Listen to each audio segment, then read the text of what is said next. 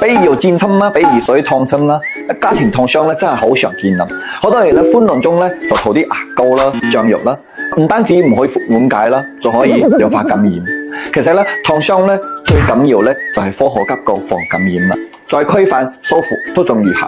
減少啲留疤嘅機會。今日咧按照燙傷之後急救期到修復期兩個階段，教你點樣科學應對咧，建議點讚收藏。第一步先沖洗，燙傷之後咧即刻用流動嘅凍水或者生理鹽水咧沖洗燙傷部位，持續15到30分鐘。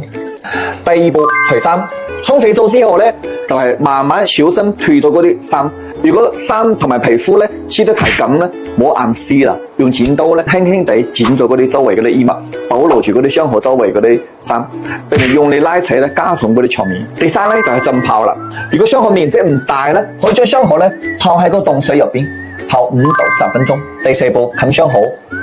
薄塗一層咧複方多年菌素 B 軟膏，呢啲抗菌成分咧可以預防場面感染，緩解疼痛，促進傷口愈合。再用嗰啲無菌紗布咧，輕輕冚住嗰個創面咧，防止灰塵積蓄。朋友們，修復嘅規範護理咧同樣重要，呢個直接關係到你傷口恢復情況。跟住咧就係燙傷修復期啦，先用生理鹽水咧沖乾淨嗰個傷口，再去除嗰個分泌物，再塗上嗰啲即係金霜軟膏啊，淡化嗰啲疤痕。